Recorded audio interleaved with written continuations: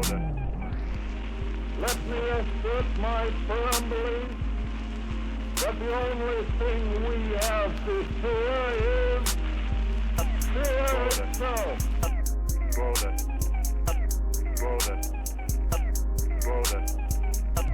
Music brush. We call imagination. Understand? Understand? You understand? Imagine. Imaginate. You understand? Imagine. Give us the tools and we will finish the job.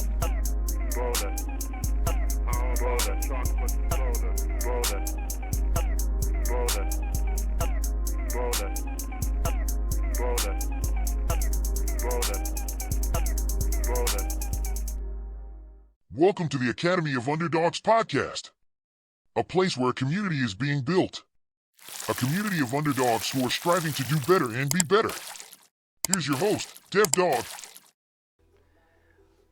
What's up, Underdogs? Dev Dog here. I'm here with my boy Jackson Brown today.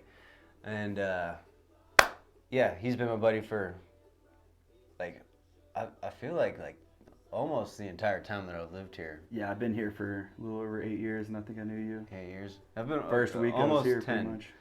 I've been here for almost 10, so I guess. Did we meet in 4 Points? I think we worked at 4 Points together. And were you at the ponds at that time, or? I never lived in the ponds. Okay, yeah, then definitely 4 Points. I just hung out there. Yeah, yeah, and the K unit. Yeah, K unit, and then all the. You guys had like 4 different ones, right? All the Bama boys. Bama boys, yeah. There was like around 13 of us that moved out there to begin with. Damn. It was kind of crazy, and we all worked at 4 Points pretty much. Well, it came to a point where it was like everyone from, or I guess some of us were from Tuscaloosa, but Coleman, Alabama. It was like, yeah, if anyone puts on an application that I'm from Coleman, Alabama, they're hired. And that's pretty much the way it went. And we all like, well, that sounds way better than, in the swamps and stuff. Or just like where it's just hot and 100% humidity. It's like, I'll come snowboard. Never heard of that. And Never heard of that. yeah, I think, whenever I got hired, Trent had called me. And he was like, you have to come out here. Brandon had been calling me for years, but Trent called me and I was like, I hate it here. How fast can I get a job? And he's like, how fast can you drive? Pretty much. And put in my 2 weeks notice, and within that 2 weeks drove out here. Oh, you said you hated it. In Alabama. In Alabama. Yeah, and then drove straight out here in the middle of February too, in my Mazda 6. Oh, I remember that. Wearing skate shoes and a pair of jeans. And came out. It was like snow. I think it was like a really bad winter. Yeah, those first few winters that I lived here, they were killer winters. Yeah. It was like, man, I drove over the pass. It was like 10 inches of snow, and it's like, I don't think I'd ever seen more than 3 inches of snow at a time. And I was almost like shut down, like driving over the Rabbit Ears Pass and stuff. Yeah. It was crazy. But, yeah, it was awesome. with all 13 Bama boys and stuff, so. Yeah. You drove up by yourself, though, right? Yeah. Originally I had a friend that was going to come with me, and he backed out the day before. That he was like, I'm not coming. And I was like, you're going to make me drive to Colorado by myself. He's like, I'm sorry. And I was like, well, I'm committed, so yeah. I did it. That's what I did. I drove by myself. I mean, I drove out, and then I drove back. Or no, I flew back, and then I bought a truck, and then I drove back again because I wanted to bring my more stuff. Crotch rocket back out. Oh yeah, did you? Yeah. No, that's sick. I had that out here for a couple of years, or not, maybe like a year, 2 years, and then I wrecked it. Classic. And sold it. But yeah, so Jackson has been my friend since then. Forever. And so, by the way, thank you for coming on and thank you, man. Agreeing to come over to my house / studio and have a conversation. Yeah, no, I've been excited about it. I was like, whenever you said you're doing a podcast, I was like, super stoked about it, and yeah, I'm glad to be part of it. Yeah, he's actually part of it, and more than just being here. He helped me create the intro for the podcast that I wrote soda. Yeah, that was just a clip from a vinyl. Yeah. Yeah. Which I think was actually a kind of messed up vinyl. It was like the final message from like Iwo Jima or something. And the guy's like being very ironic and it's like quirker. It's like chocolate soda. That sounds cool. How's about a chocolate soda? Yeah. Soda. But yeah, he helped me make that. He came up with like the background beats for it himself, and then we kind of just like remixed it whenever we sat down. We worked on that thing for a few hours, at least, for just like a 1 minute long clip. I can't imagine how much time making an album must take. Yeah, for a 1 minute section. I know it's like My Hero's like mixing and stuff. It's like Mixmaster Mike for like Beastie Boys and stuff, and it's like, how many samples did he take? You know, putting on some of these albums and stuff like so that. Many. So just hours and hours of samples. Days, days, weeks, maybe. You know. Yeah, it's crazy to think about just from like our little little thing. I know we sit there and it was like, with just one vinyl. And it was like, we'll just listen to that. It's like, find out some of our favorite. You know, it was like, that sounded cool. And then you got to find it again. Yeah, and then get the perfect pull on it and stuff. Yeah, it was a lot of that was a lot of fun. Yeah, that was sick. That was fun. That was my first real like experience with creating something like that. Yeah, I feel like vinyl and stuff or DJing is like a dying out trade almost. You know, especially like we did it manually with like an actual analog, I guess. I don't know how you say it. Turntable. Yeah, turntable. Scratching. Yeah, we were scratching and mixing. Yeah, the DJ scratch and sniff. DJ scratch and sniff. Coming at you. Yeah, that was awesome. Real quick before we dive in, I just need to, I am not drinking beer tonight. I'm drinking red wine, Italian red wine, because it is my favorite, and this is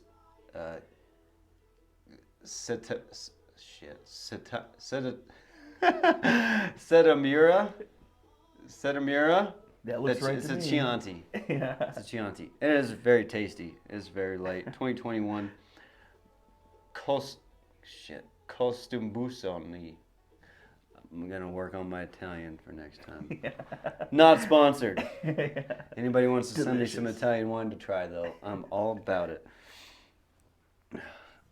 Jackson is having water I'm tonight. drinking water. I'm on a sobriety kick. He's on a sobriety kick, and I am not, so that is okay. And I shall drink some red wine for you. Cheers, my friend. Cheers.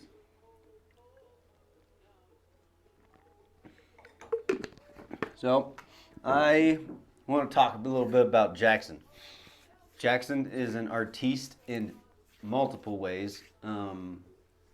One, he helped me make the intro. As you can see, he is a musician of sorts. But you also play the guitar, right? And Yeah. the bass. Yep. I play pretty much. I like to play anything with like strings on it. Banjo. I play a little mandolin.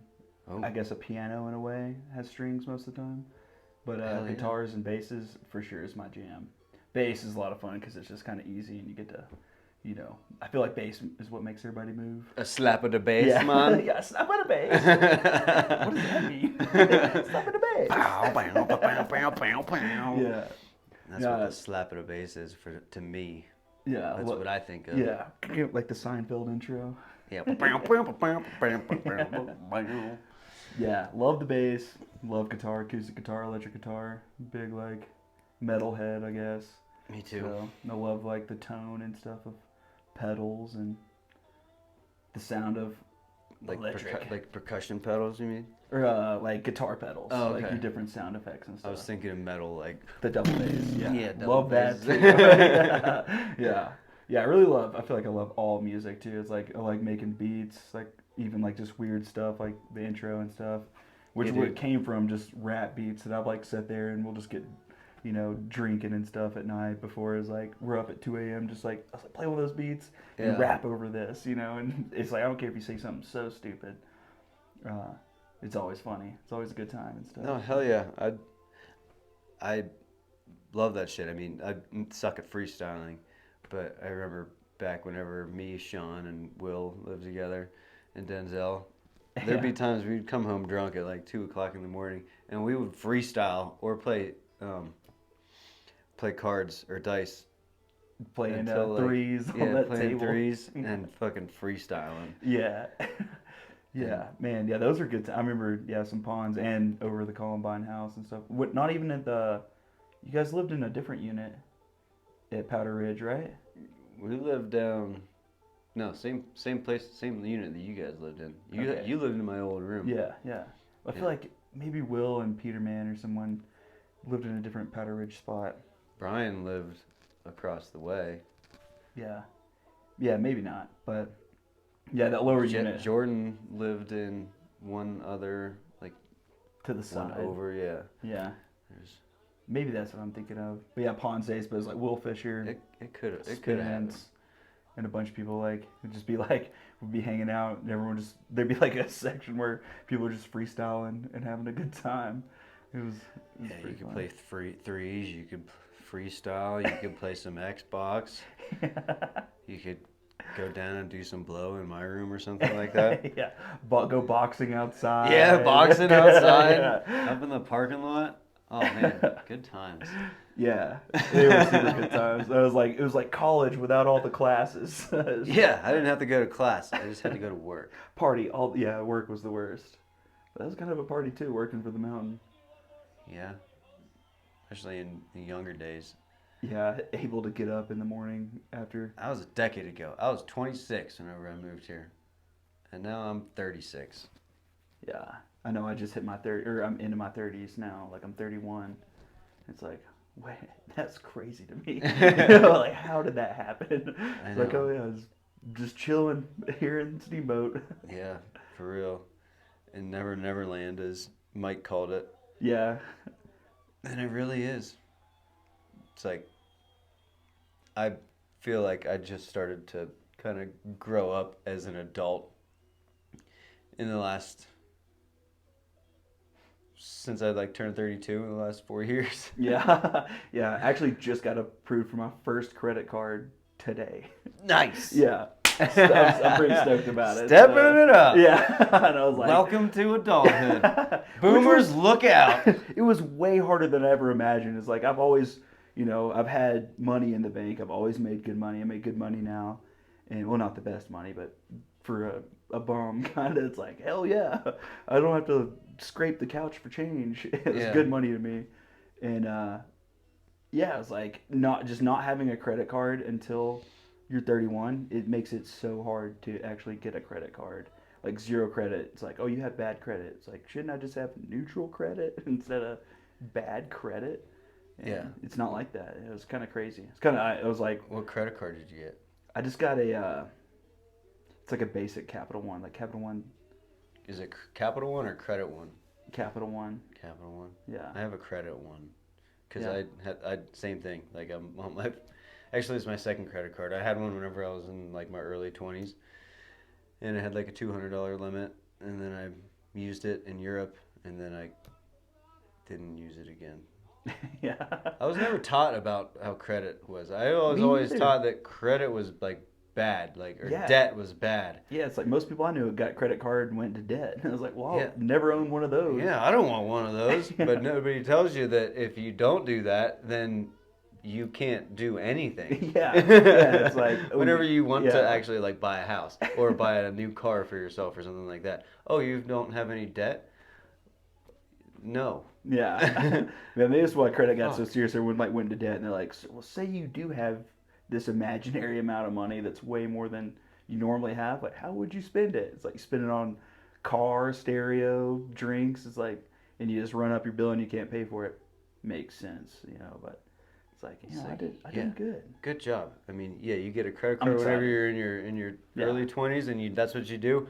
Good job. Now you can, once you get your credit score a little bit higher, pay off a little bit of your debt, then you're good. But if you just saved money the entire time and then you don't have any credit and you want to buy a car, unless you have all the cash money, then they won't do it because you've not Yeah. Then you need a co-signer. It's like, bro, fuck off. Like, I got 20 grand in the bank, and I don't want to spend it all right now. Yeah, not all of it in one chunk. It's like I want to credit it. Yeah. Yeah. I know it's so wild, but I am stoked. I can actually do. I'm another step in the big boy world. I Oh, guess yeah. I'm not a I got child anymore. nice. Congratulations, bro. Thanks. I'm proud of you.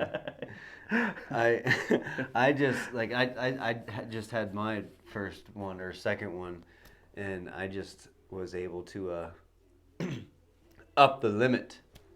Nice. Yeah, like over twice as much. Nice. That's a good feeling. Yeah, like, just don't get more crazy, money yeah. that I can. Yeah, just can't get crazy. Yeah, I know. I just end up using it on bills and then shit for the Yeah. pod. That's sick, yeah. Like I bought my business cards and stickers on it. I think was the last thing I bought. Yeah. Yeah, it's like, yeah, build up credit. It's like, oh, I want to buy this business. Here's a loan. Here's some credit. It's like, sick. It's always super nice to have. Financial system in our country is very interesting Mm-hmm. in how it works. Yeah, It's fucking hot in here. it is pretty toasty. It's been so hot this month. I was like, everywhere I've gone, like even hiking up places, I'm like sweaty and just like want to lay there or go find some water and stuff. Like today, I was like, today we went to the river and just like got knee deep. And I was like, this is better than anything. And it started to rain a little bit.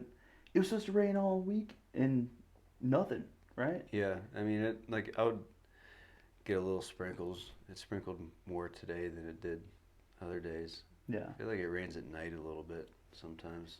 Yeah. A good amount. But yeah, as said, like 70% chance of thunderstorms. Thunderstorms are always coming in. The gondola shuts down all the time.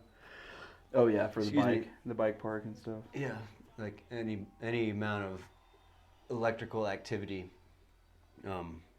within, I think it's 100 miles, and they'll shut the gondola down Yeah. for at least like 30 or 40 minutes until they don't see anymore again. Yeah. Lightning's no joke. Lightning's no joke. Yeah, man. Sorry everybody, I forgot my nicotine. I'll be right back.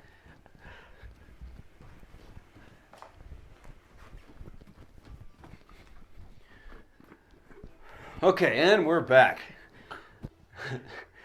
All right, Jackson. So, why don't you tell everybody a little bit about yourself? Like, where you come from. You mentioned Alabama. Basically, like, also who you are as a person.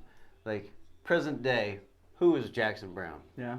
Well, I just took the Myers-Briggs test. What is that? It's like I took an Enneagram test and the Myers-Briggs like personality test. Whatever. Recently, I guess it labels you as a person. I've always been so against it because It like, labels you? yeah, which I don't like. Don't like that either. But someone was like, "You need to take it." And I was like, "Yeah, I'll take it." And it's cool, you know, to like read up on it. Also, it's like you read it like whatever. Does it like tell you what kind of personality type you are? Or? Yeah. So it's like it's like you get 4 letters. I am INFP. I don't even know what. I know the I. It's like I or E, and it's introvert, extrovert, which was funny for me because like a lot of time I'm like kind of outspoken and you know have a lot of friends and I'm like out, you know, and but it was like 48% extrovert, 52% introvert and stuff. So I was like that makes sense. I do like, especially here recently, like getting older, it's like I like to just be at home and at peace and stuff. And you don't have to be out with everybody all the time. Like, yeah, look at me, I'm Jackson. Yeah, it's like, it gets exhausting. It's like I just get excited. I'm like a little dog or something. Like that's the extrovert side of me. It like really comes out in public because I see all my friends and yeah, especially you know a little bit ago, it's like you get a couple drinks in me. It's like I get super excited. I'm like woo. Yeah, no, and turn into a party animal. But, me too. But yeah, I like took that test, which was funny getting labeled, but it was like, yeah, apparently like the mediator or something. And like, which is like a lot of it, I mean, I feel like it's almost like the astrology stuff, zodiac, what they call those, horoscopes, whenever they come out, and it's like, well, that could almost apply to like most people. Right. But I'm just paranoid about if it's going or not. Yeah. Had too many mishaps. We good. But yeah, but it labeled me or whatever. And then I can't remember the Enneagram test. It was way more like that one is like gives you 4 letters and it'll tell you what you are and some of your traits maybe and like what you should like stuff that you should be looking forward to or trying to do and things that are negative in your life and stuff. Well, like what? What'd you find out? I mean, it was just like I read through it so quick because it's like I'm just like labeling me. It's like no, fuck you, fuck you. That is true, whatever. And but it was it was a lot of it was like it's like look for your own personal space. It's like but if you spend too much time alone, loneliness does like affect you and stuff and all kinds of stuff. I was like that is true because it's like I'll sit at home. I mean, post-party depression is like. We were talking about earlier. It's like we used to party hard here, and we would hang out for like 4 days. Like everyone would just be sleeping on your couch at Powder Ridge. It's like you wake up, it's like let's go. 10 people. Just in the living room, in the floor, and everywhere. And it's like a big party for 4 days, and then you go home, and you're just like, I need like a blanket to like cover up. I need a weighted blanket. Yeah, so maybe some hot tea with some whiskey in it. Yeah, absolutely. Hot toddy. Yeah, hottie toddy. And but I feel like in the long run, it almost kind of affects you in a really weird way. And then because especially whenever I was younger, I feel like the party never stopped. And I think I think like I know what you mean with like partying hard affects you not only just the partying aspect of it, like the hangover and stuff, but just like being on all the time. Yeah. And like.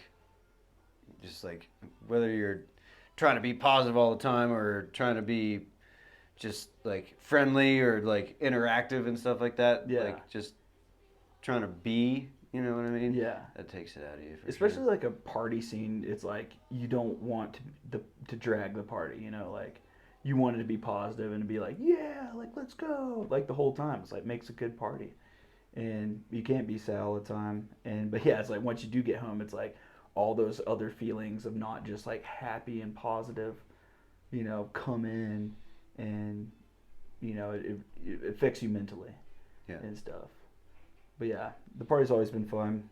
Where I grew up and stuff, from Alabama, in Coleman, Alabama. I guess it's like I wouldn't say a small town. It has small town vibes, but it's kind of like I guess the whole East Coast is kind of like populated. Yeah. I think our town now is like around 30,000 maybe. Which is pretty good. It's 2 Walmart supercenters. You got 2 Walmarts? There's 2 supercenters.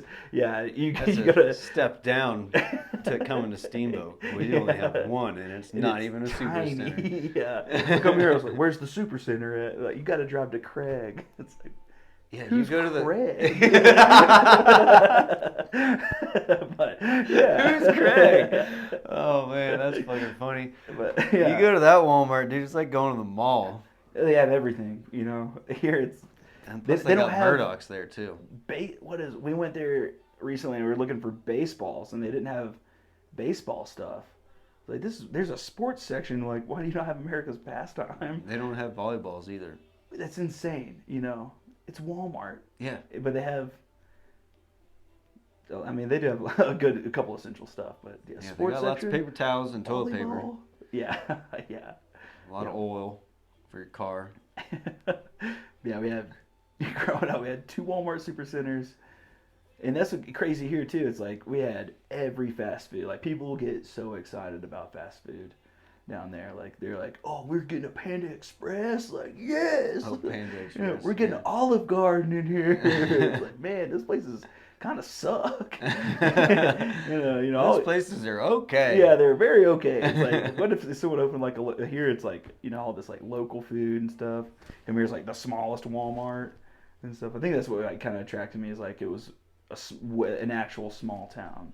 I feel like everybody growing up back home like we live in a small town, and it's like well there's like a couple high schools. There's like 2 high schools. Yeah. Well, I guess there's like county schools right outside, but I always considered where I was from a small town, but like thinking back on it, I mean it's not a small town.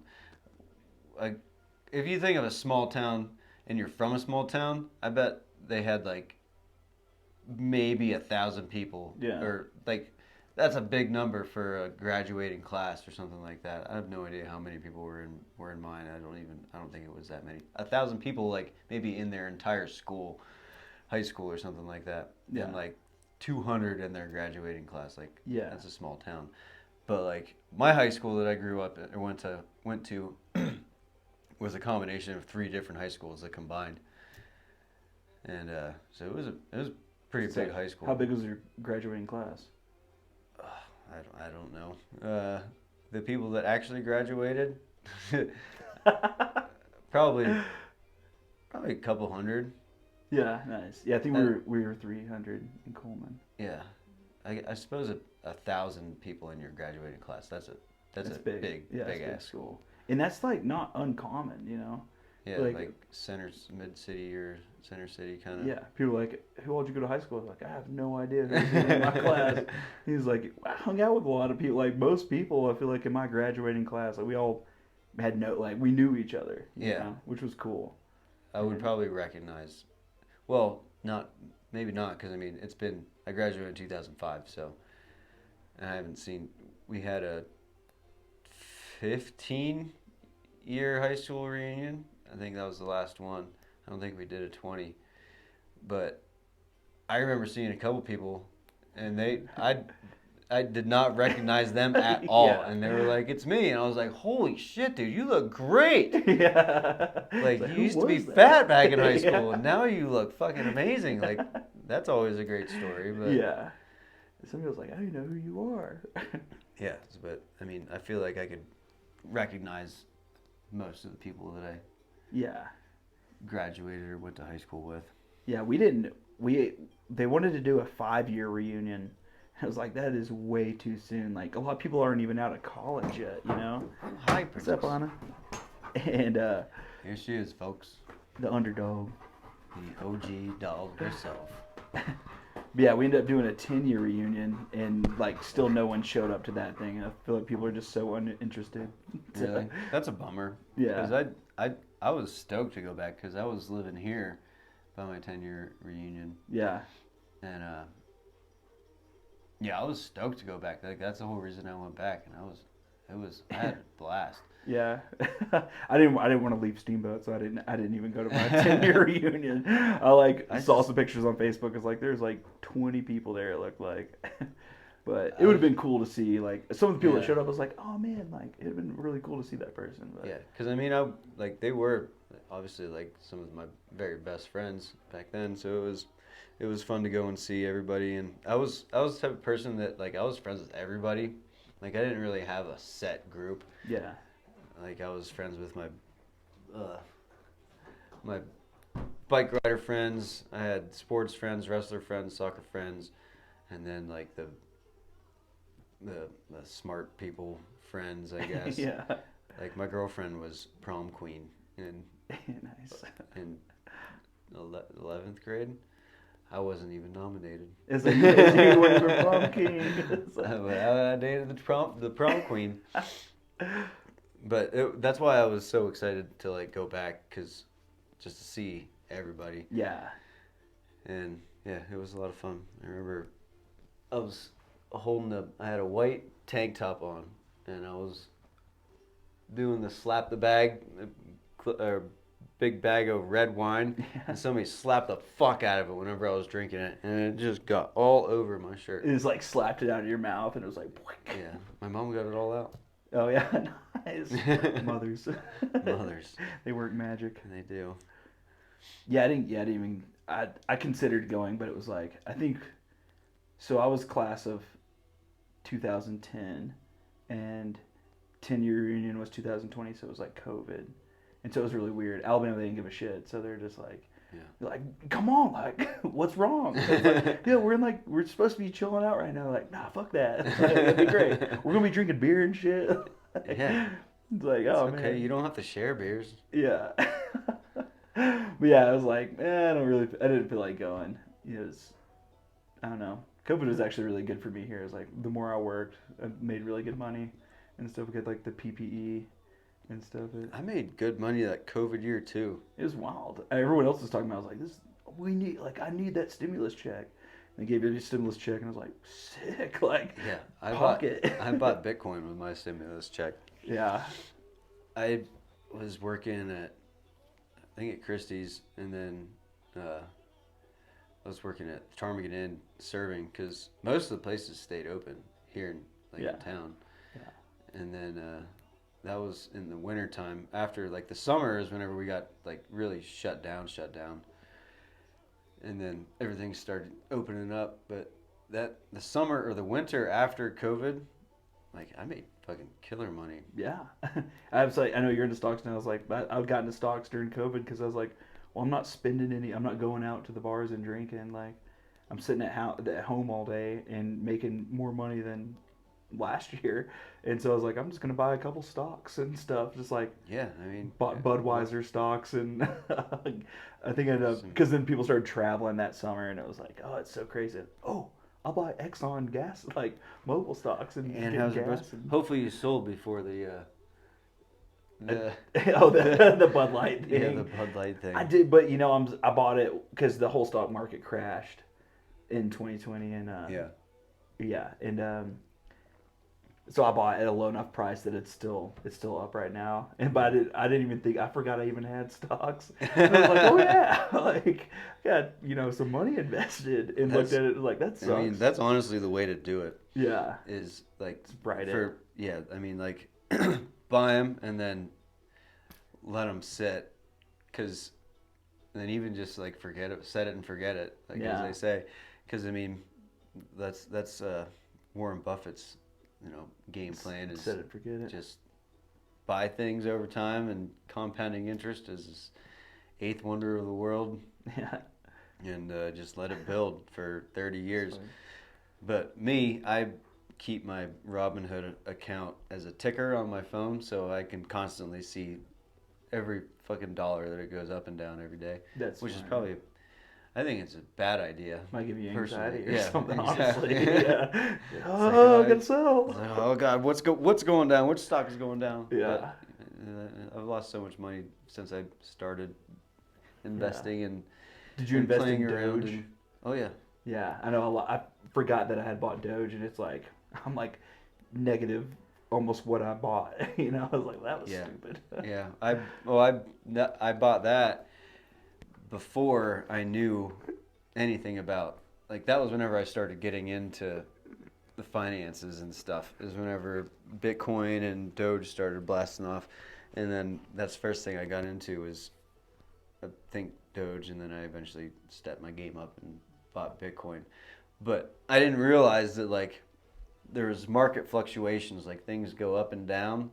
Things don't just continue to go up and up and up and up forever. Yeah. Besides the stock market before 2020 for 10 years. Yeah. But yeah, I didn't sell at the top, and it started going down. I'm like, it'll go back up, and then it kept going down. It'll go back up, buy more, and then it just keeps going down. Yeah, it's at an all-time low. Buy more. It like keeps going down. Yeah. Yeah, that's the most infuriating thing. Is like, oh, it's so far down, and then you buy whatever, and it keeps going down. You're like, I should have just waited like a little bit longer. That's what's so interesting about it to me. Yeah. Because I mean, I still have Doge, basically because I have sold enough, like in negative, where my plan is to write it off as a loss in an investment. Yeah. And then any other kind of income I create, I can write off of that. But then I just basically sold it off in little bits and then bought more stocks with it. And yeah, I'm up on those now. So I mean, I'm switching it back around. I could have just waited, but maybe they say 2025 could be the next bull run for cryptocurrencies. Really? After the next Bitcoin halving. And once they start printing, the government starts printing money again. So like once interest rates cool off, inflation cools off, and then they start printing money again. That's about the time that Bitcoin usually starts blasting off. But so I got a little bag, just waiting. Yeah. Might as well just hold it until see what happens. Because I mean, it's starting to go back up now. I don't know if you paid too much attention to. Or? Oh yeah, Bitcoin. Or I just- mean, all the cryptos are Nice. slowly. Yeah, I haven't checked in a bit because there's just like, yeah, it's like I was almost upset that I had bought some, but it's like, yeah, whatever. You know, it's not crippling me now in any way. So I need to buy more. yeah, just if it's going up, maybe make a little money back. Yeah, it's like all the stock that I bought. I was like, what do I like? Chocolate, beer, driving, and stuff. So I bought stocks in like Budweiser and Hershey's and Hershey's is a great It is- company to invest in. it's going up. It's yeah. I mean, all they do is make chocolate. That's it. People are always going to And want people chocolate. like chocolate. Yeah, people are always going to want beer and stuff. So Yeah, no, it's the simple things. Like sometimes I try to find like the next Apple or something like that, you know. Yeah. That's why I like crypto so much too, is because I mean, it is kind of like getting into Apple. Certain ones like getting into Apple and whenever they became first publicly traded. Because millionaires were made off of those. just Off of buying a that. couple stocks. Yeah. So I'm always looking for like the next thing, but conservatively investing into easy stocks like Hershey's or Budweiser Yeah. or stuff like that. Or I like dividends. Yeah, I think I have a couple in like it's like some nature greeny stuff. Some greeny stuff. It's Colorado greenies. Yeah. Yeah, it's funny, man. You can make so much money off that stuff. One of the jobs I worked in, I worked as a chef in Alaska, or like the camp chef in like a caribou hunting camp, way in Alaska, like near Barrow, Alaska. I guess they changed the name now to some like Inuit name or something. But this one of our investor or clientele. He came out. It's like, yeah, I mean, it's like almost like $15,000 just to like get out there. That doesn't include like, it's like I don't know, some like the other fees you can have. Like we had a taxidermist and stuff on site that could do your stuff. And one of the guys that did this was I was like, what? I was like, how'd you like? When you're there for like a week, it's like get really personal with people and be like how did you make that much money? And he was like, I bought 15% of the stocks in Dell. And like this, I can't remember what year it was, and then it just blew up. And he's like insanely rich, like Yeah. oblivious rich. Where I'm like, you know, like a camp chef. Like I'm not getting paid that much, and you know, I'm just like a kid. I think I was like 20 or 21 at the time. And he was like, yeah, you should come out. He's like, you like hunting whitetail? You're from Alabama? I was like, yeah, I love. I was like, I've hunted whitetail like it's all I've ever hunted.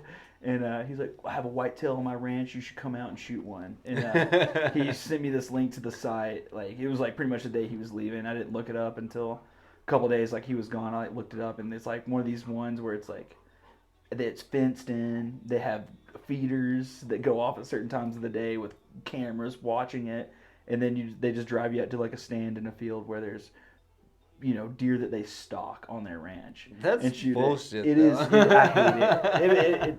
Going to that camp That's- showed me to a whole new level of hunters that I don't like. Trophy hunters. Yeah, And where so they they- just go to places that are literally stocked so that they Yeah. can shoot the biggest one. Like, oh, I shot, yeah, a 12-point It's whitetail like, buck. that is not hunting. Yeah, it's like it was like the most bougie thing. Like, yeah, it's like you stay in a lodge every night, like in almost like a really nice hotel room. Yeah. And yeah, they drive you out. You shoot a whitetail buck. You don't even really keep the meat. Like all these guys this was a caribou hunting camp.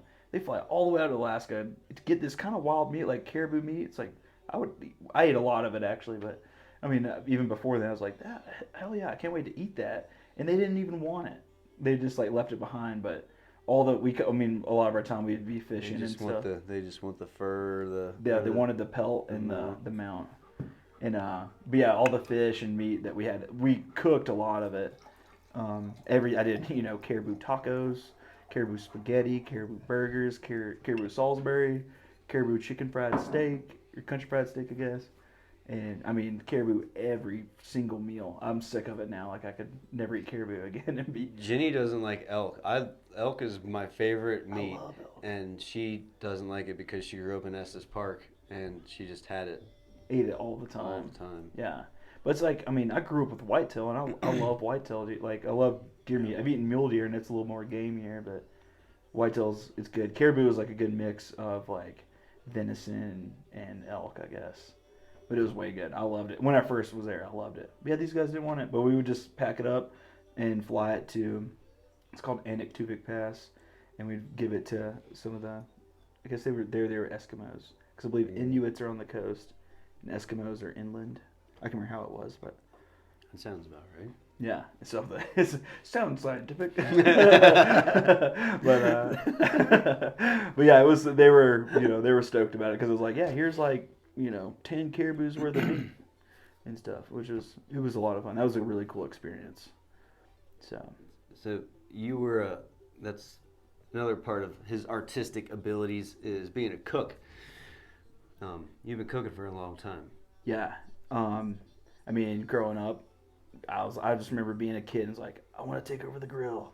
Like my dad would be grilling all the time, and I'd be like, let me do that. And eventually it came to the point where, like, I can't remember what nights of the week it was. We pretty much grilled steaks or had burgers every single week, and it would be my job to like marinate the food and do it and bring it, like grill it. I'd be out there just, like 10 years old, drinking a soda, just like, yep, it grill's hot today. And just I loved it, and yeah, I've been cooking for a long time, but getting into the culinary thing, just out of high school, I was like, I don't know what I want to be. Like, high school flew by, and they're like, well, now you got to pick your occupation. What are you going to college for? It's like, I have no idea. It's like, I just want to get out and travel, and I figured culinary was like a good way to do that. Like, people are, same thing with beer. People are going to drink, people are going to eat, and people need someone to cook it for them. As now they got like McDonald's robot chefs, but it's like to have like a nice, like in the artistic way, it's like I like preparing like really fun and nice foods, and I've always been like that. But yeah, it's like right after high school, I was like culinary. Like, I'll go do that. It's a 2-year program. So you went to culinary school? Yeah, it's like at a community college, but it's a Culinary Institute of America program, and it was probably like a 30-minute drive from like my house, like growing up, and so it was like easy to go to college there. I didn't have to leave home or anything, and I was like, culinary school sounds fun, It's like cooking every day, and it wasn't that. I had to do like a lot of book work, and we did like menu design, and my favorite part was the cooking classes, and then I got apprenticeships and stuff where I would just, for classes, I would go to a restaurant and cook and get that's pretty much, I'm getting credit hours and I'm getting paid. And then once I got my foot in the door, I kind of had a love for it, like artistically, and just cooking food, like it was great, being poor, like high school or college student right out of high school. It's like, well, I get free meals every night. Yeah. Like, I get to eat while I'm there, and I take a meal home, and it's free food. Yeah, and everyone's like, restaurant industry is fun. Like, a lot of people are cool, and it kind of gave me a drive, but it's really just to travel. And it's funny how much I've like not traveled doing this. I came from Alabama to Steamboat, and that's been my one big move. I've like worked other places. I guess I've done like Alaska, but that was like 2 months, at a time, and where it's like hunting season. But yeah, it definitely got me further than if I didn't. And yeah, and culinary school was way fun. Met a lot of cool people that way. But yeah, once I started actually getting bigger jobs, I was like, well, I'm learning more here cooking in this restaurant than I am in culinary school. And I would like to go back and finish culinary school, because it would just be cool to have that degree, or pursue something like deeper, like science, like food science or something like that. Like, understand how food works and get like a higher degree, because then you could get a better job, and it'd be like just cooler understanding. But like right out of high school, I was like, definitely abused it. It was just there hanging out. It was like, yeah, you gotta do this. And but it was awesome. A lot of book work, but yeah, I met a lot of really cool people that almost had the same intentions as me, and to like get out and travel. I feel like a lot of people do that with these culinary jobs. Yeah. So you still love it? Yeah, absolutely. I mean, you definitely get jaded by the industry. I worked here in town at a brewery, and Mountain. but I worked there for 3 years, and it was a great time. And it's like definitely, you work anywhere for 3 years, you find things you don't like about it. Right. And I feel like it's just high stress. It's like comes to a boiling point where it's like, oh, I gotta go. And I was at 4 Points for a while, and that was way awesome. I did pretty much every role there, like as a line cook to lead cook to night dining to sous chef, and just kind of like worked all over that place. And in the summer times, like they hired me for catering and stuff like that, which is my favorite thing. I've worked with you at Nan's events, and those are so much fun. I love catering because it's just like, it's not about cooking at that point. It's about, Chef Wyatt always said this, it's not about cooking, it's about math. Once it comes to catering. And because you gotta just have the right number. Yeah. Yeah, it's like your numbers are on, you had a great wedding or whatever. You run out of meals. If everybody has food. Yeah. And you don't run out of food. Yeah. But that was a good time. And yeah, now I'm at Primrose and sous chef over there, so I get a lot of creative space. Like, I'm really big into fermenting and stuff now. I made a kimchi there. Like, some farmer, these nice restaurants are nice because farmers markets there, they have all these extra vegetables, and he's like, I have 30 pounds of radishes. Like, do you want them? We're like, yeah, we'll take them. The price is right. And like chopped off all the greens, salted those, chopped up the radishes, and then I made radish kimchi. And they're like, yeah, do whatever you want with it. And so I made like I like to kind of go off the wall because I'm just weird, I guess. Yeah, no, and, totally. That's what I like. Yeah, I did like a tamarind kind of like radish, so it's like kind of like a sour kimchi, not traditional at all, but it was cool. I love it there because it's like, yeah, you're like, I can put tamarind in this, like mix it up a little bit, and they're like, I don't care, sick. I don't know what tamarind is. Oh, it's like just a weird sour fruit. Oh, okay. They put it in like pad thai and. Oh, love pad thai. Yeah, it's like that. A lot of that sour comes from the lime, but tamarind. Oh, interesting. Good to know. Delicious. A lot of Mexican candies. It has tamarind, like that really tangy. They put all the tahini on it. Yeah. It's like just tahini and tamarind, and it's like candy. Yeah, the Mexican candy is so weird. Yeah. Yeah. I know. It grows on you eventually, I guess. But I remember the first couple times, because you met my dad. We went to Mexico together. Yeah. And had a good time in Puerto Vallarta, but you'd always go. My dad lived in, I guess I'll say this, but yeah, my dad lived in Mexico for 10 years, and I would always go down to visit him in high school. And my dad's kind of a wild card. He's a great guy. But yeah, we'd go out, and he was just like... He is a wild card. Jackson's dad is like the epitome of, I don't even know what to call him, just like a good old boy, fucking let loose in the world. Let loose on the world. Like, you can't understand a goddamn thing he says. Yeah, but he's there for a good time. He's there for a good time. Maybe not a long time, but a good time. Yeah.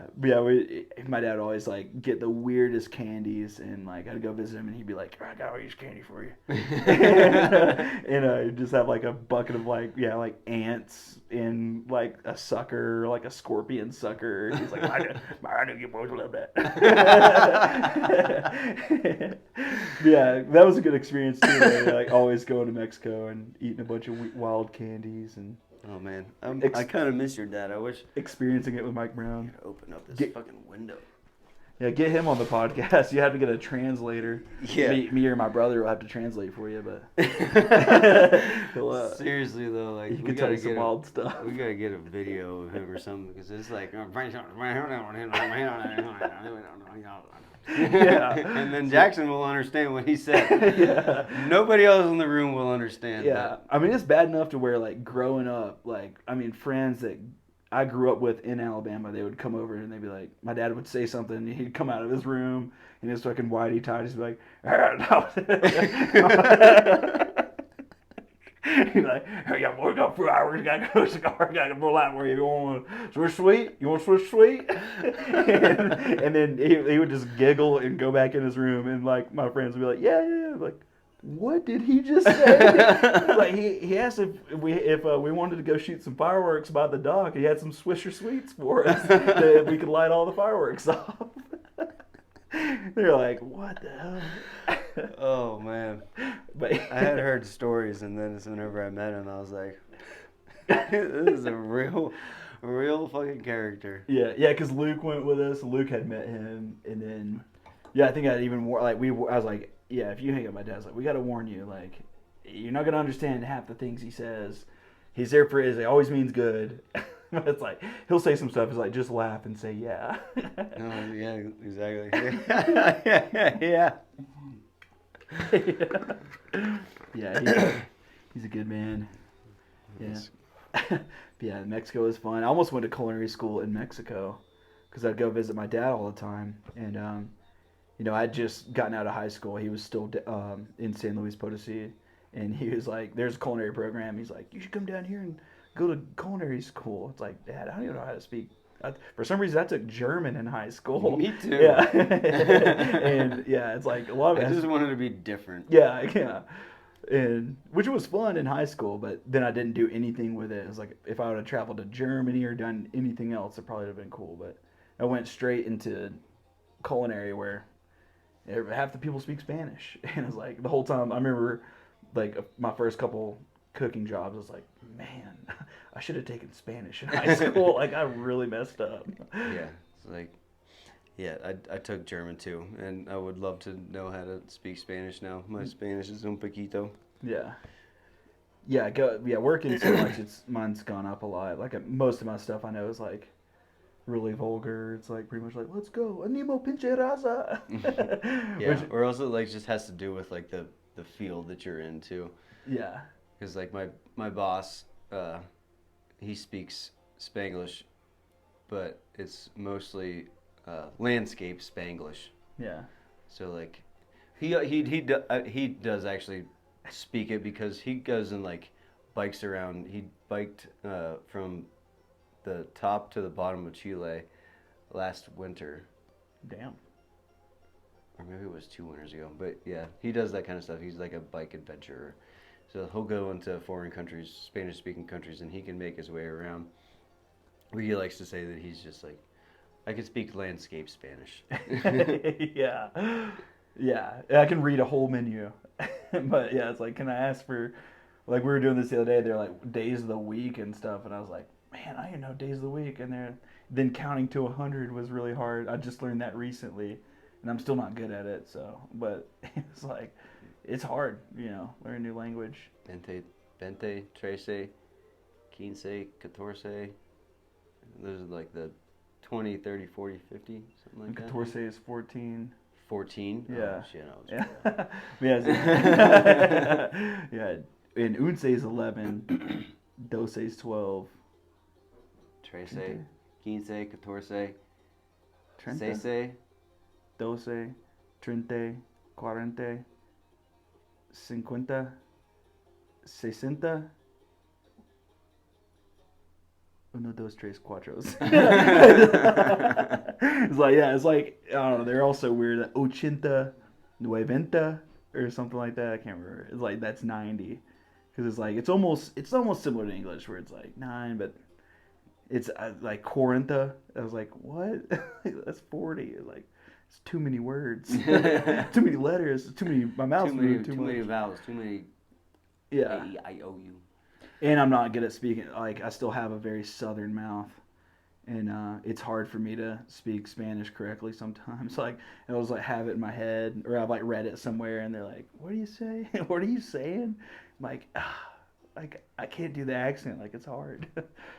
They're hard to get rid of, like, not chewing on my words. Because Spanish is very flowy. Yeah. And southern is very just like, you just kind of you make up the sentence and you just like kind of let it fall out of your mouth.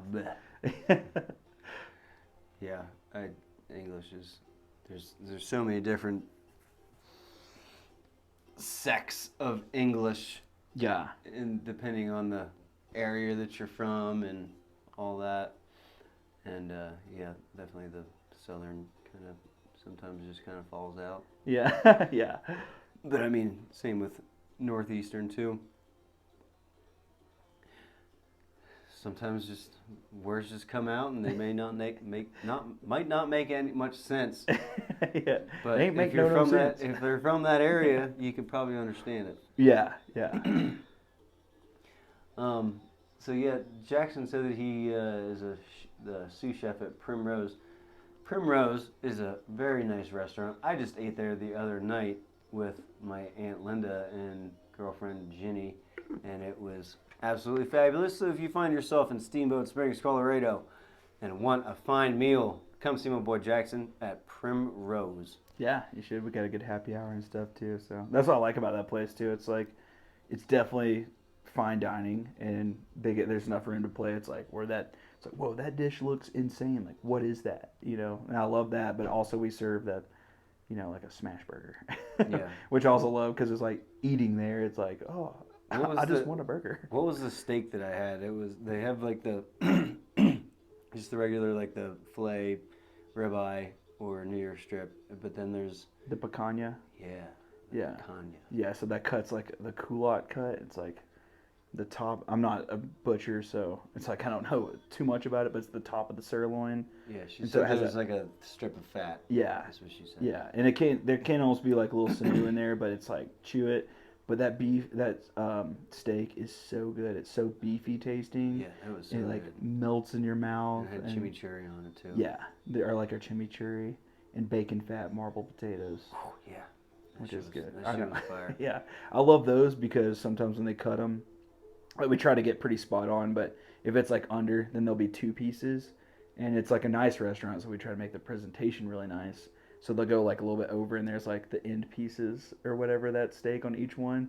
You try to make it look like 1 piece, so you get to keep 2 end pieces every time. So me and the guy that works Expo, like, we got 2 end pieces. Like, here you go, bro. It's been a hard night's work.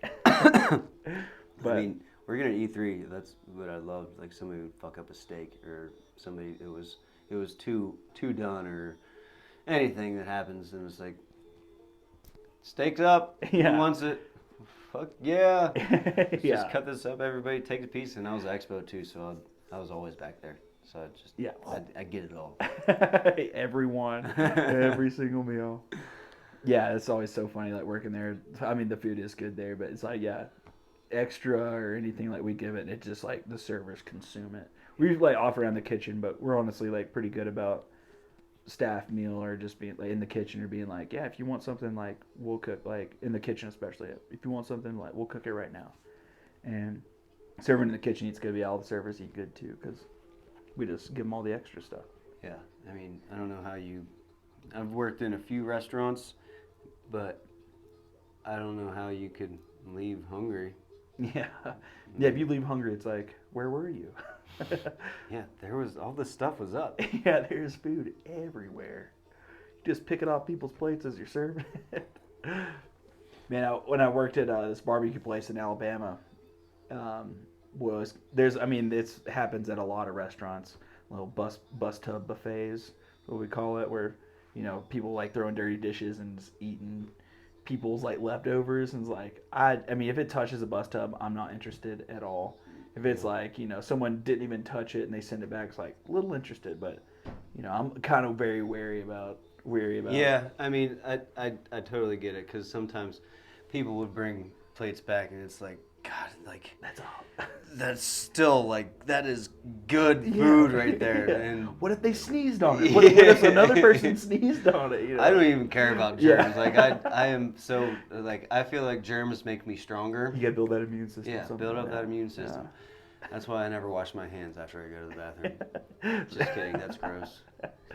Yeah, we had this one guy at this barbecue place that he would eat like half-eaten hush puppies and stuff, and it was extreme. Like, I saw him eating some stuff, I was like, oh man, like, what are you? It's like, we'll make you food. And he's like, no, don't worry about it, man. It's like, ew. No, this person only took 1 bite out of this. Yeah, it's half a hush puppy. Yeah, man. Yeah, working some. You meet some characters in the kitchen. Yeah, that's for sure. Cooks are. I mean, there's like my main cooks, you know, like people like you, and then there's the ones that are just so angry all the time.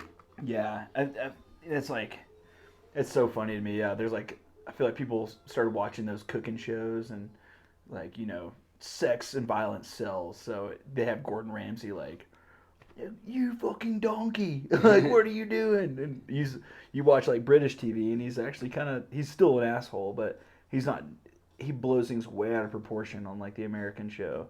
I mean, I feel like that way in like all these other cooking shows where people are just screaming at each other, made its way, onto TV, and people start seeing this stuff. Because whenever I was in culinary, like our class wasn't too big, and I feel like by the end of it, it was like we had all kinds of people. Like our classes were completely full almost, and it was like like some 19-year-old kid like, we need these burgers, like because we would serve to the public. Or like college students, like we had like a dining room area, and like one of our classes would be like lab or something where we're actually serving food to people. Yeah, like a guy would be like, "We need burgers right now," and I was like, "You don't yell at anyone like that. Like we are paying to be here. Like we're not even in a restaurant. Like this is school. Like people are allowed to mess up." And that guy's a cop now, which is kind of scary. But Oh, I'm sure he sucks. no, I bet he's. I mean, he's an Alabama cop too, so he's just like, looking for something. They got to make money somehow. Oh yeah. Well, yeah, that toxicness in kitchens. Luckily it's kind of gone away, but I definitely have worked for, or even seen just like being around like people yelling at stuff, and it's like, man, like. Have you ever seen the new show on HBO Max? I think it's called The Bear. On Hulu. Hulu, yeah, that's Yeah. what it is. Have you seen it? Yeah. I We like started it, but watching it. yeah, the yelling and stuff, I hate it. Yeah, the yelling. At some points I'm like, oh my god, like can we just turn it off? But then Cammy like comes back and he's he was like the head chef at like the best restaurant in the world or whatever, and he comes back and like is trying to make his brother's restaurant into a nice restaurant and starts calling everybody chef, and then there's that one that calls him Jeff, like. Yeah, no, does he? I didn't even got that. The one Hispanic lady who he sends to. She's yes, Jeff. Yes, Jeff. Who the fuck is Jeff, chef? Who the fuck is Jeff? But he says, I'm calling you chef out of respect. Yeah. And I just never really understood that aspect of a kitchen where everybody's just so fucking angry. And I worked at Orem for a little bit, and that's how it was there. Everybody was just yelling all the time. Yeah. Like, this fucking sucks. Dude, you guys are not fun to be around. I do not want to be here right now. Yeah. I'm afraid to ask you for my free meal that I'm like entitled to because I'm an employee here, and I don't really want to ask you for it because I feel like you're gonna fucking yell at me for no goddamn reason. You put your staff meal in? Like, are you kidding me? Like, we're closing in an hour. We're trying to wrap it up here. Yeah, I'm sorry. I'll go hungry. Yeah, I'll starve. Yeah, that's when you do go to a kitchen. It's like, yeah, you do leave that hungry. But yeah, I never understood that. It's like, I like having a good time, and that style is not a good time. And I've like the chef and like the levels of stuff is like French Brigade. It's like almost came from like the military. I feel like where it's like you just have to answer. It's cool because there's a direct line of working in there. It's like this person messed up. It's because of you, and or all these things. Like it's very orderly, and the more lax the kitchen is, the more kind of like wild and loose it can get, and it's like sometimes can be annoying. And then anything can happen. But I feel like there's a good medium, and kitchens sometimes do struggle to find that. And it's like, I will never worry. So if some chef's yelling at me, it's like, I'm out of here. Like that's not cool with me. Over it's like you're screaming at me over some shrimp or something. Yeah, like something wasn't placed right, or you forgot to wipe the plate, or something like that. Yeah, fingerprints. We just got to a part. I don't know how deep in the show you are, but we're in second season. I think it was like episode 7 or 8 or something like that. Richie. They send him to the chef school to work at the best restaurant in the world. And that was a really good episode just because like he's like in the regular season, like he's like used to it just being the way that it was and doesn't have any respect or any clue of how a real restaurant runs and why it runs the way that it does. And then he goes into that restaurant and goes and has a cigarette or talks to the one of the guys that's like is in charge of him, and he tells him why he works at the restaurant and why he does what he does. He says that he loves serving people and like making their, like, since this restaurant is like the best restaurant in the world, like their waiting list is like thousands of people long, and that like they do the very best that they can to get. They'll like have a car ready to pick people up whenever, if somebody cancels or something like that and they're next in line. Like that restaurant just does everything and anything in its power to make that guest time at that restaurant the best experience that they've ever had, and to be what they expected. Yeah. And like why they're spending as much money as they did. And so whenever you go to a restaurant and you like see that kind of stuff, or why you might not like really give a fuck about, like, you know, it's just a job, you're just a bus runner or something like that. Yeah. And then people will get on your ass about certain things, and then you don't understand why they're being a dick. But then whenever you see it from a different perspective like that, then you might be able to understand it a little bit more. Because it's all about, I mean, it's like even what we do, or what I imagine that I do, is like I'm selling like an experience, you know? Like it's not just like I'm taking care of someone. You know, it's like that, like you could cook food at home and you could study and do all this stuff, but it's like the small things that come out there, like, oh yeah, like you need this, here you go. Like I hope, like, you know, when everything's like perfect, it's way better of an experience, I guess. And which it's fun, you know, people are getting needier and needier every day, and sometimes I'm not happy to accommodate. Yeah, but right. Most of the time, I'm gluten free, but are you a celiac? Yeah. Or do you just not want to eat? Yeah. Like, do you know what gluten is? Yeah, like, oh, soy sauce is fine. I remember like working at 4 Points, this lady was like adamant about how celiac she was, and she got the clam chowder, and it's like, well, there's a ton of flour in chowders. And I told her that over and over, and she's like, I can have it if it's like, I can't remember what her excuse was, but she kept saying that she's like, oh, bread cannot touch this, like I cannot have the bread. It's like, and she kept calling herself a celiac, and she's like, but she could have the clam chowder. It's like, I feel like you don't have any idea what's You going just on. learned that word. Yeah, And it's like you're just trying to like watch your carbs or something, and you just don't want the bread, but you're gonna eat the chowder. So making yourself sound important while doing it. yeah. It's like, just say that you don't want to eat bread because you're watching your carbs. Yeah. Yeah. Quit being fucking weird. Yeah. Don't make this weird, lady. Yeah. People, oh man, they get so wild with some of their requests and stuff. It's like, oh, like I've seen every allergy ever. I bet. So, do you want to own your own restaurant someday? It's definitely like, you know, an option. I feel like I'm trying, especially here soon, I'm trying to get in the mood to travel more. So I'm thinking about more of like a food truck kind of idea. And, but yeah, eventually. What kind of food would you do?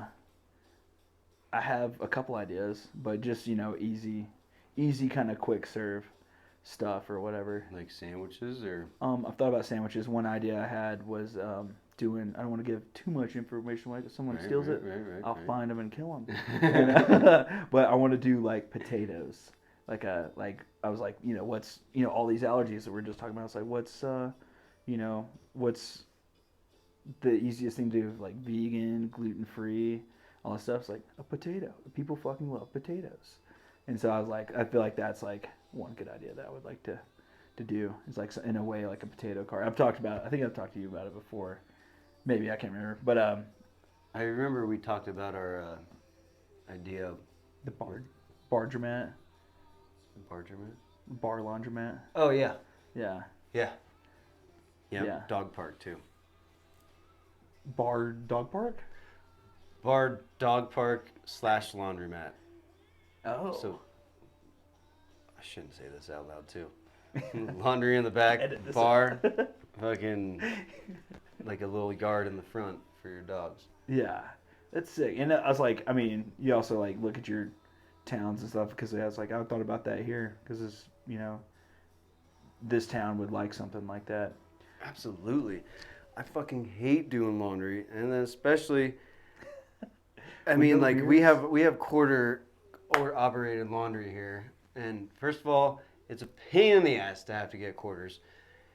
We have to go to 5 different places to try to find them. All the car washes, and then there's the West End at the bar that they have the quarter machine for pool.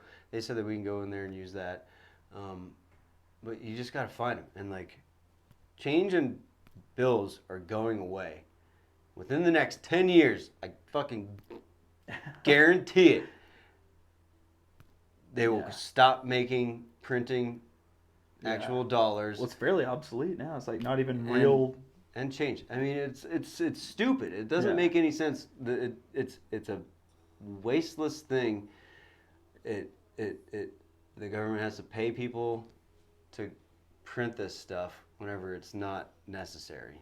People like to carry cash and stuff like that, which I get because we're still living in the past, but that shit's going away. Yeah. It don't matter whether you like it or not. It's going away. Yeah. Well, since most of the money's like made of like zinc and stuff now, it's, you know, it's stupid. And us printing it, we're like, you know, we're in debt. Nation's in debt. We're still printing money, and it costs like 4 cents to print a penny, which makes no sense. Really? Yeah. Is that a statistic? Yeah. It's like all this like all the change that we print, even nickels. Pennies, fucking stupid. Pennies are stupid. Nickels are stupid as well, and it's such a small amount. Dimes are stupid. Quarters are the only thing that's good, and the only reason I think it's good is because I need them to fucking do laundry. To play threes. and do laundry. Yeah. And, and quarters. Yeah. So luckily I always never had a quarter problem. I was pretty good at threes, so going to like double diamonds and stuff, and coming home with like, man, I haven't played threes in so long. $15, and we can play right now. I got a couple quarters, I think. But yeah, all the money it's like, I mean, it's mostly zinc now. It's like not backed by silver or there's no actual any precious metal copper or anything. It's so ridiculous. Yeah, and it costs more money to print. And you got to dig the shit out of the ground to be able to make it. It doesn't make any sense. Yeah. Man. At least change. Like bills, okay. But change doesn't make any sense. Yeah. Yeah, another restaurant idea, I mean, like, moving around, I would also just, like, look at the town and be like, especially for me, I'd be like, oh, like, soul cooking, like, Southern food, or I, like, grew up doing, like, a lot of Cajun stuff as well, and I love Cajun food, doing, like, crawfish boils and stuff. I've done one for Nanny and the Duty Brothers. I did their, like, son's graduation, where it's just, like, paid me to come and boil like 165 pounds of crawfish. And like, we're gonna have a party, bowl 165 pounds of crawfish, like, easy. Like, you want a beer? Yes. Hell yeah. And yeah, doing like that, I feel like it's always like open up a restaurant. It's like kind of like look at what's around you, and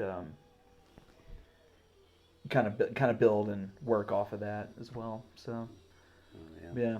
But I also feel like with a restaurant you're tied down, and then you're having to buy a building and all kinds of stuff. Yeah. Food truck's nice because it's like, well, I'm just gonna go to this big city for a little bit and set up, for a week. If I hate it, they hate me. I'm out. No doubt. All right, we're gonna take a real quick break because I've been drinking this wine and I gotta pee, and also I want to get. I told you this goes by super quick. We've already been talking for an hour and 12 minutes. Just a minute ago, I was like, whoa. But there's a little bit more in-depth things that I would like to talk about. I'm having an awesome time with Jackson, but we're gonna get it. We'll be right back. Yeah, that is crazy how fast time flew. I looked up, it was like an hour. Oops, it happened again. Yeah, it happened again. The second part of the video. I hit record on my little remote control here, and it didn't record. So we had a nice talk and no recording. Yeah, it's great. We're just trying to stay positive over here because that was what we were talking about, staying positive. And we're going to do it again. He's going to come back. We're going to do a part 2. But the first part was actually a lot of fun. We had a good conversation. Me and Jackson are good homies, so it was a lot of fun to talk. And I thought it was pretty entertaining. So I'm going to post that up for you guys. And yeah, we'll be back for part 2. Don't forget to like and share with your friends and family. Give me a share on social media. And yeah, thanks guys for listening. We'll catch y'all later. DevDog out. Much love.